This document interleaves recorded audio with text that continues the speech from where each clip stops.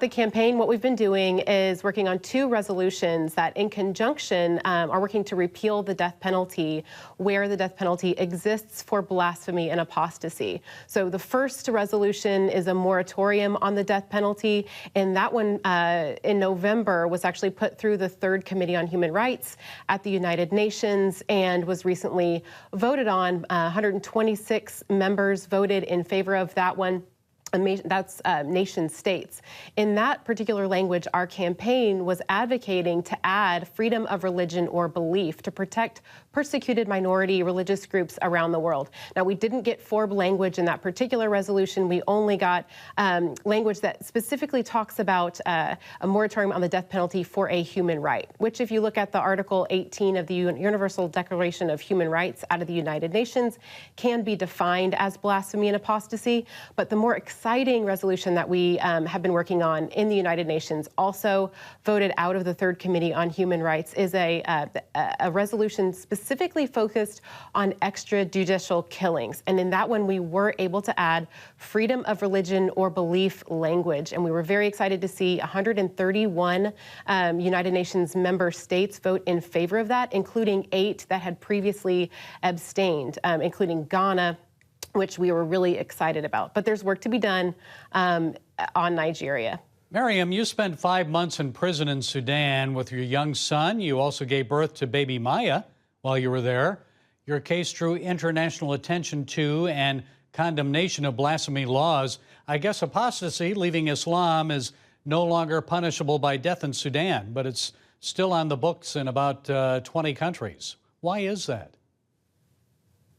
Well, I spent over 5 months in prison, yes, and it's actually the law itself, it says abolished in Sudan, but there's other, criminal charges that can lead to apostasy, and there's many cases still now in the court in Sudan, and we hear like a lot of times it's just a bad government. It's not just the law; it's a bad government of. You can change the law, but it's so hard to change the heart of people. And when the abolishing apostasy law happened in Sudan, there's a new law that is criminalized people who, call people an apostate or harass or, commit any violence toward a religious minority or non-Muslim individuals. Just for from human rights perspective, this law shouldn't be even. There's no any discussion about this law because most of these countries actually signed the Declaration of Human Rights law, and they are obligated by this law to respect those who really convert or change their religion, or in some cases just free speech can lead to apostasy. Yes, it's one thing to sign agreements, another thing to follow them. Also changing hearts and minds, as you mentioned. Miriam, I also want to know, there was a global outcry and activism which led to your release, but many people were actively praying as well. So how important is prayer? Oh, prayer is very important. And as a believer, I believe that my son and I prayed inside that dark prison in Sudan, and God put us in many people's heart to pray and to advocate for us.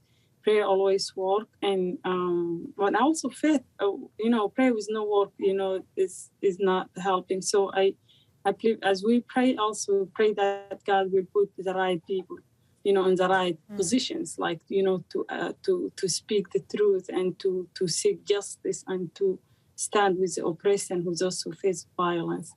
So it's very important that we pray for our leaders and for good leaders, because as God uses good people to do his work, Satan uses, the people also to do the evil work. And there's no evil more dangerous than having to put someone in jail or to kill someone just because they are different, their belief is different, or they express their opinion toward, the majority's religion. And how are your children doing now, Miriam? I guess Martin must be, 10? Maya about 8 years old now? How are they doing? They're doing great. They're doing very good, and they have they have a very big heart for the persecuted church and people who face persecution. And we do pray for Muslims. We do pray for those who really choose to do evil. Okay, Christine Sequenza, Policy Director at the NAE and former blasphemy prisoner in Sudan, Mariam Ibrahim. Thank you both for taking the time to share your insights. We appreciate it. God bless you. Also in tonight's Global Lane program, an urgent appeal for Europe to pray for tens of thousands more Ukrainian refugees as winter sets in, and why the U.S. Supreme Court may stop President Biden's student loan debt forgiveness program. That's tonight. And you can see those on the Global Lane tonight on the CBN News Channel at 8:30 Eastern or the CBN News